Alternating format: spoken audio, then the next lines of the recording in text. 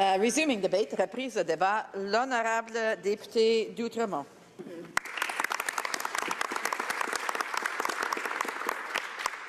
Madame la Présidente, I rise today.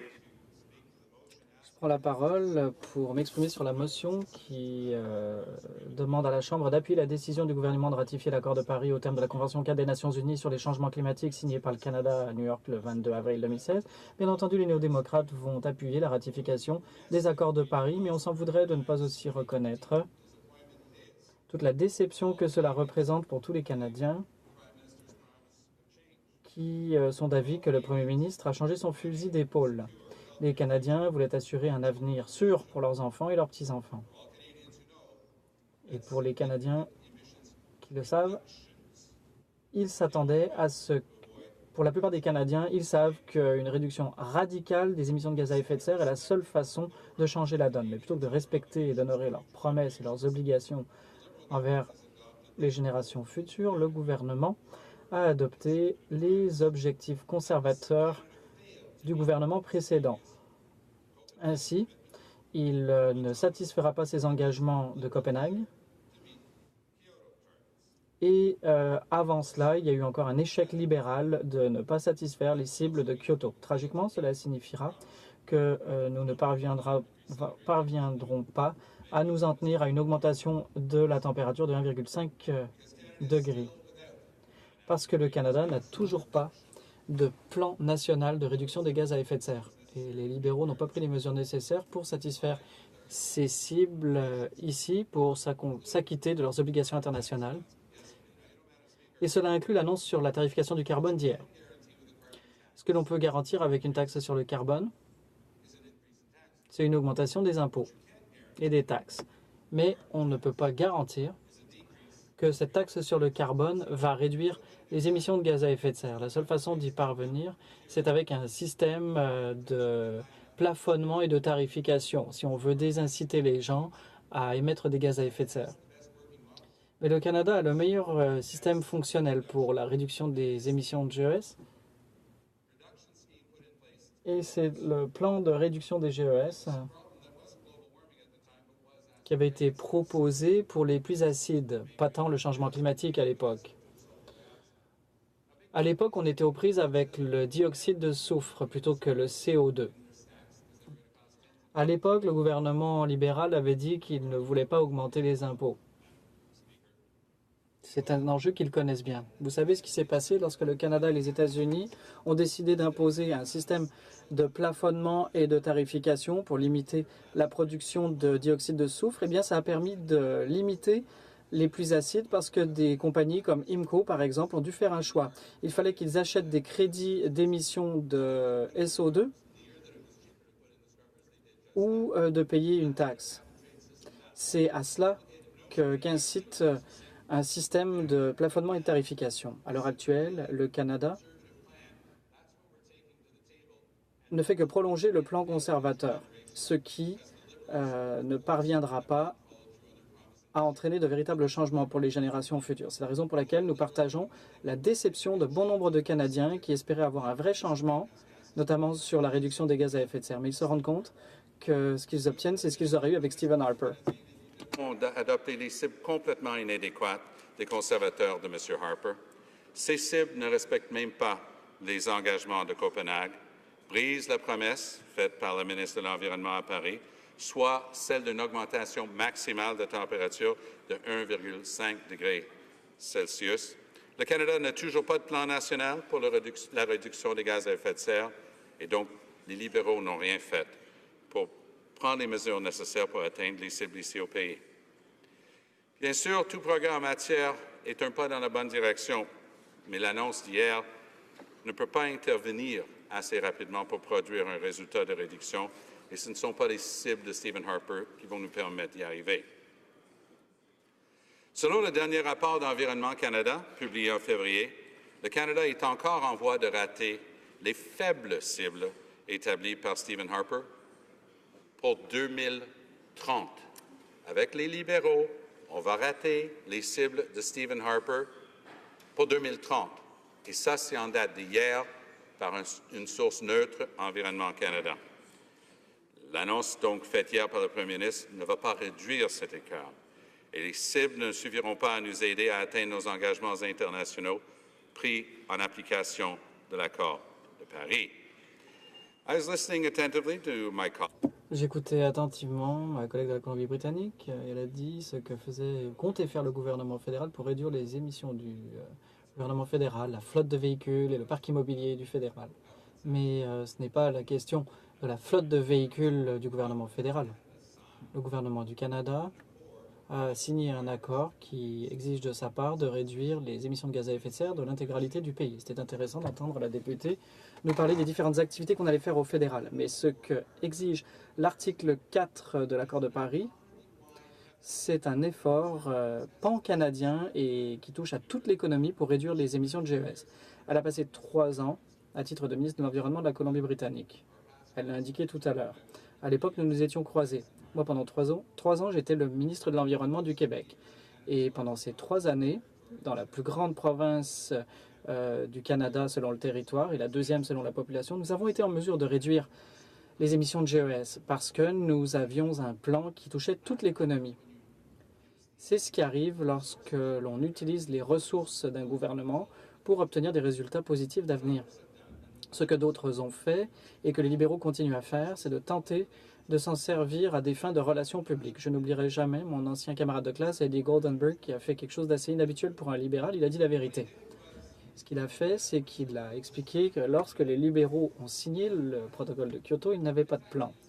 En fait, il a utilisé une belle expression. Il a dit qu'ils avaient signé Kyoto pour galvaniser l'opinion publique. Et je le cite.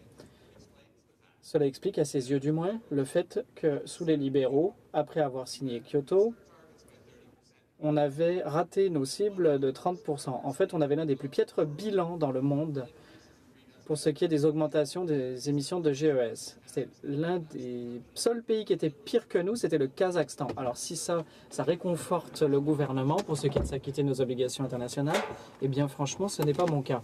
Ce que je sais, c'est que les Canadiens s'attendaient à beaucoup plus que cela. Et les Canadiens qui ont voté pour le changement en pensant que les libéraux allaient leur livrer la marchandise, eh bien s'en mordent les doigts parce que c'est encore la même rhétorique qu'on entend. Libéraux, conservateurs, changement climatique, même combat. Les libéraux le font avec le sourire. Ils vont à Paris. J'étais là quand le Premier ministre a extensionné ses bras et proclamé que le Canada était de retour. Ce qu'il a omis de mentionner, c'est que le Canada était de retour avec le plan de Stephen Harper, les cibles de Stephen Harper, l'échéancier de Stephen Harper. Et ce qu'on a appris hier, c'est qu'ils n'ont même pas de plan pour rencontrer le plan de Stephen Harper. Ça, c'est la réalité des libéraux. Donc, comme d'habitude, ils savent en profiter pour faire des relations publiques, mais ils ne font rien du tout pour faire en sorte que nos gaz à effet de serre réduisent. Why is that so important? Pourquoi est-ce si important, Madame la Présidente? Moi, je me rappelle lorsque j'étais jeune, à l'école, j'ai lu dans une encyclopédie que la calotte glaciaire au Groenland, si elle devait fondre, ferait en sorte que le niveau des mers s'élèverait au point où il y aurait des masses territoriales qui seraient immergées. Je me rappelle avoir été terrifiée par cette perspective. Mais il y a une semaine de cela, il y a de nouvelles données qui sont sorties et il y a des centaines de milliards de tonnes de calottes glaciaires au Groenland qui sont en train de fondre. Ça change les courants, ça change la planète. Et nous pouvons l'empêcher. Mais il faut commencer par réduire les gaz à effet de serre. Bon, vous avez entendu le premier ministre aujourd'hui, et lorsque je lui ai lu les 3 points qui prouvaient qu'il avait le plan de Stephen Harper et qu'une taxe ne pouvait garantir la réduction des émissions, il n'a pas pu le nier. Il n'a pas pu nier la vérité. Et voilà ce qui est terrifiant pour les prochaines générations. Nous, ici, aujourd'hui, nous n'allons pas constater la force des changements climatiques. Mais là, ça suffit. Les phrases rassurantes et les pauses. Non, il est temps d'agir pour lutter contre les changements climatiques et il faut réduire les gaz à effet de serre. Fixer de nouvelles cibles fondées sur la science et conformes à nos engagements internationaux. D'adopter un plan national de réduction des gaz à effet de serre et de prendre immédiatement des mesures urgentes quant aux politiques internes en matière de climat afin de respecter nos obligations internationales et, d'une manière beaucoup plus importante, nos obligations imprescriptibles envers les générations futures. Il faut aussi transposer ces ambitions internationales en mesures politiques concrètes ici au pays. Les néo-démocrates savent qu'il est possible de faire croître l'économie tout en protégeant l'environnement, mais ce gouvernement est en train d'échouer sur les deux plans en même temps. Jusqu'à présent, les libéraux semblent maintenir la tendance des gouvernements précédents, prendre des engagements internationaux et ne pas les respecter. With each passing day, chaque jour qui passe et avec chaque nouvelle décision qui est prise, les Canadiens se demandent si les libéraux ont vraiment l'intention de tenir leurs promesses. Ils ont de la difficulté à établir vraiment un lien entre ce que le premier ministre dit et comment se comporte son gouvernement. On a constaté la semaine dernière qu'on avait approuvé le projet de transport de gaz naturel liquéfié au Pacific Northwest. Et j'ai un collègue, d'ailleurs, qui vient de la Colombie-Britannique et qui a dit qu'il est totalement renversé parce que, d'après la Cour suprême du Canada, il faut qu'il y ait consultation et accommodation des Premières Nations. Qu'il s'agisse du site C, qui, d'ailleurs, est devant les tribunaux, ou dans le cas du projet de gaz naturel liquéfié. Et, soit dit en passant, ce projet va accroître à lui seul toute la production de gaz naturel de la Colombie-Britannique et ça a été signé d'un trait de crayon alors qu'il y a 6 grandes bandes d'Autochtones qui sont contre. Il s'agit donc d'un rejet abject de la responsabilité qui a été imposé par la Cour suprême du Canada. Ce projet de gaz naturel liquéfié, Pacific Northwest, constituerait en fait le plus grand émetteur de gaz à effet de serre de l'ouest du Canada. Il y aura 10 millions de tonnes qui seront émises. Et mes amis conservateurs disent, mais qu'en est-il du reste de la planète? Oui, le Canada ne représente qu'un petit pourcentage des émissions par rapport au reste du monde. Mais si on avait adopté sa position, et qu'on avait dit, durant la Deuxième Guerre mondiale, que nous ne représentons qu'un petit pourcentage des alliés. On n'en a pas besoin de contribuer. Alors qu'en serait-il? Non. Nous devons lutter contre les changements climatiques.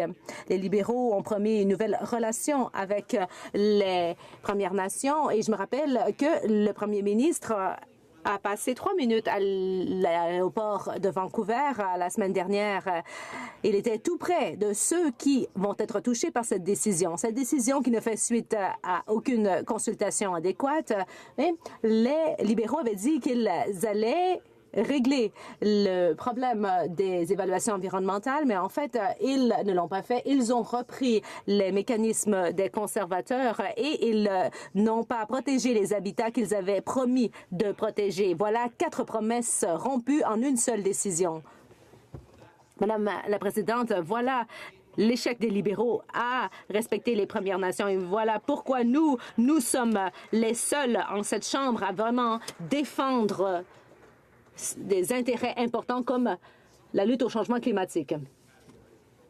Il y a aussi différentes catégories de promesses rompues.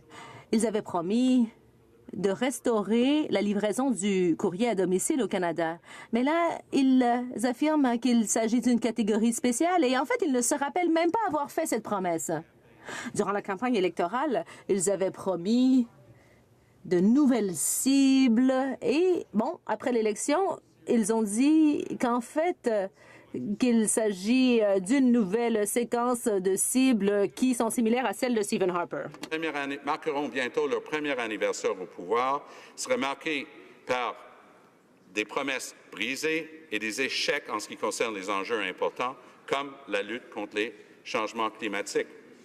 Mais quel meilleur exemple des promesses fondamentales brisées par les libéraux que de rappeler que ce parti qui, encore une fois, en termes d'image, se targue d'être le parti qui travaille pour la paix, et on contraste ça avec la réalité qu'à Genève, en Suisse, au mois d'août, le gouvernement libéral, tenez-vous bien, a voté contre le désarmement nucléaire. Vous l'avez bien entendu.